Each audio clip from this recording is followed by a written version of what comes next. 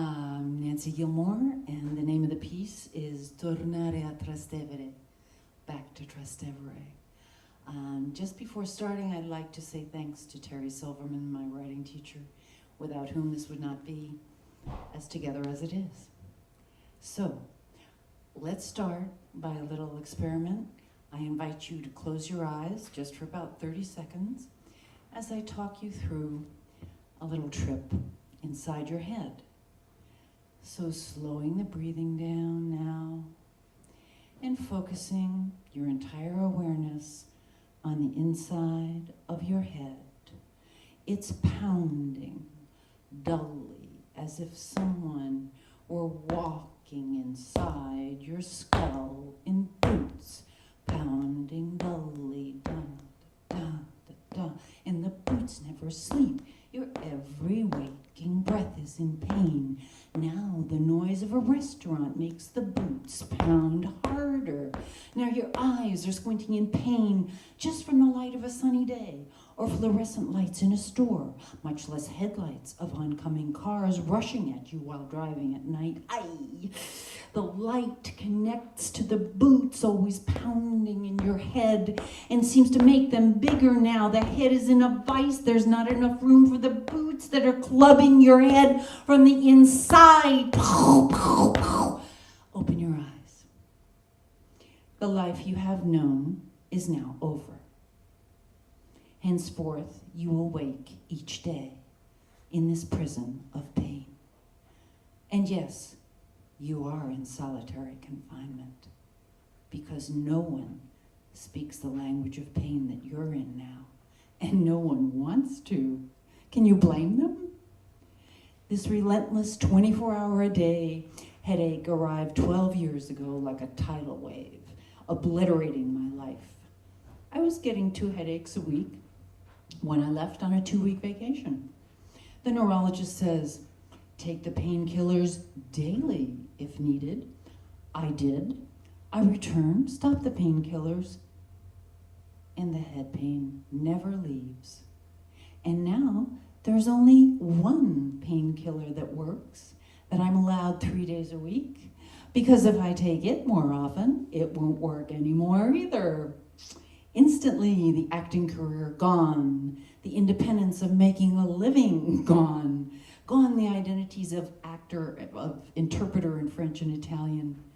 Who are you if all you are is pain? Pain that no one else can understand. I had never felt so alone in the world. No one spoke my language. Pain had become my identity, and emotional suffering my hell. Whew. Then I found meditation. Wow. It doesn't take the pain away, but it did rescue me from the emotional hell of suffering. I learned to witness even terrible emotions with some equanimity. And if you wonder what this looks like, I'll show you what it looks like.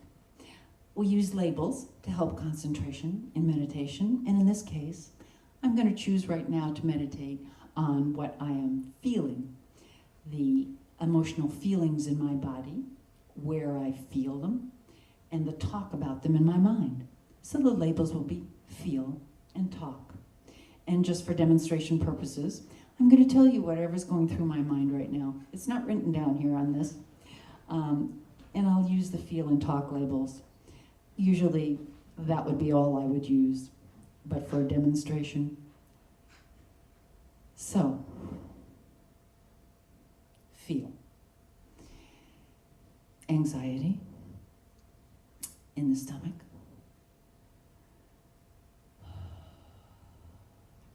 Talk. Oh, these people are going to be bored stiff. They don't care about meditation. Kind of movement in the chest, excitement, feel, and so on. Soaking in to each emotion, giving it more time than I did just now. So This is what it is like. Emotions rising and passing like clouds across the eternal sky of your being. The emotions can be terrible and overpowering, but over time, I identify more with the deep calm of the sky than with the changing clouds.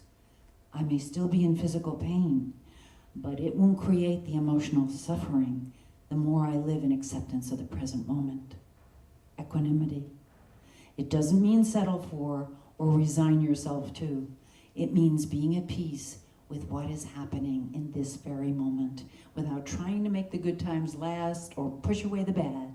So, I've had 12 years of meditation. I do weekly yoga, Pilates, physical therapy to keep the pounding boots in my head down to where I can function with the help of medical marijuana. And all this to get me back. Tornare in Italia. To go back to Italy. Tornare a Roma, to go back to Rome, where I lived for 4 years when I worked at the American Embassy. Can you imagine? I was a diplomat in my 30s. I was single. I was living in Trastevere, which is the Bohemian Greenwich village of Rome, and having a blast. Trastevere. Narrow streets draped with ivy that turns red in the fall. But even more than seeing Trastevere again, I have the longing to hear Italian all over, everywhere. L'italiano. Che bello, ovunque tu vai a fare la spesa, a fare una passeggiata a Trastevere. Oddio, sentire l'italiano intorno a me, dappertutto, che carezza le orecchie. Pian piano, it caresses. E poi, bellissimo, come stai? Mi manchi tanto. And then it screams like fish vendors in the Campo dei Fiori. Pesci, comprate i miei bellissimi pesci. Più bei di così non c'è. Comprate i miei bellissimi pesci.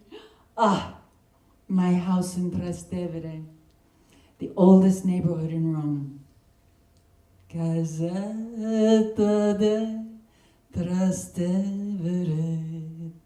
Casa de mamma mia. I remember the butcher nearby in Piazza in Piscinola who actually reopened his shop for me on a Wednesday afternoon for this foolish foreigner who didn't know that all food shops close on Wednesday afternoons in Rome. Tu me ti porti via la vita presso a te. Riding to work on my motorino, like any working class Roman, mildly scandalizing my colleagues at the embassy who all drove, of course, in cars. I didn't want to be closed up in a car. I wanted to be open to the glorious smells of the torrefazione, the coffee grinding place in my neighborhood, now passing the baker's door, smelling those really yeasty rosette, the Italian dinner rolls, and now the brilliant flower vendor across the street. All dreams fall sooner or later. Tutti I sogni cascano, brick by brick, mattone per mattone, and in their dust, in mezzo a perverone, I don't see you anymore. You. All the yous that I have ever been in my life. Teacher, bureaucrat, actor, interpreter. They'll all fall away, but not yet. Not before I get back to Italy. Io torno in Italia, tutti gli sogni cascano, mattone per mattone, ma in mezzo al polverone, ma non ti vedo più.